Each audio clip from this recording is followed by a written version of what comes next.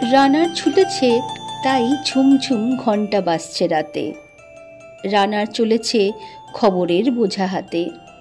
রানার চলেছে রানার। একসময় রাতে লণ্ঠন নিয়ে এক প্রান্ত থেকে আরেক প্রান্ত রাতের অন্ধকারেই ছুটে বেড়াতো রানার তথা পোস্টম্যান। এমনকি ঘোড়ার পিঠে চড়েও একটা সময় ডাক ব্যবস্থার প্রচলন ছিল। কালের বিবর্তনে আজ সেসব ইতিহাসের পাতায় পুঞ্জীভূত হয়েছে। সেই ইতিহাসকে সঙ্গে নিয়েই কলকাতার জেনারেল পোস্ট অফিস পা রাখল ২৫০ বছরে।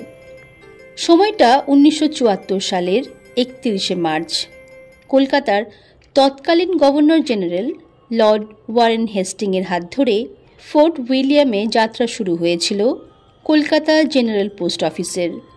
তারপর দেখতে দেখতে কেটে গিয়েছে ২৫০ বছর। গত ২৭শে ফেব্রুয়ারি কলকাতা যোগাযোগ ভবনে উন্মোচন করা হলো কলকাতা জেনারেল পোস্ট অফিসের ২৫০ বছরের পূর্তি উপলক্ষে বিশেষ লোগো। লোগো উন্মোচন অনুষ্ঠানে ওয়েস্ট বেঙ্গল সার্কেলের chief postmaster general Neeraj Kumar বলেন, ২৫০ বছরের এই যাত্রায় বহু বাধা এসেছে কলকাতা জিপিওর সামনে। অনেকবার বদল করতে হয়েছে অফিস। এখন আর সেভাবে চিঠির চল নেই। তবে শহর থেকে প্রত্যন্ত গ্রাম সব জায়গায় সাধারণ মানুষের সেবায় পৌঁছে গিয়েছে কলকাতার ডাক বিভাগ। যুগের সঙ্গে ডাক বিভাগকেও আমরা ডিজিটাল করে তুলছি।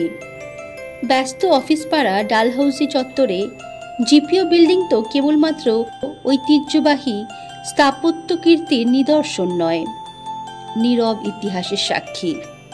এই ডাক বিভাগের কর্মী ছিলেন দিনদর্পণ নাটকের রচয়িতা দীনবন্ধু মিত্র। গম্বুজাকৃতি ভবনের বিশাল বিগ ব্যান ঘড়ি নিজের মতো এগিয়ে নিয়ে চলেছে সময়কে। ১ মিনিট, ১ ঘন্টা, ১ বছর, সেই সময় বয়ে গিয়েছে ২৫০ বছরে। কলকাতা জিপিও হল কলকাতা শহরের পাশাপাশি ডাক বিভাগের প্রাচীনতম এক সাক্ষী।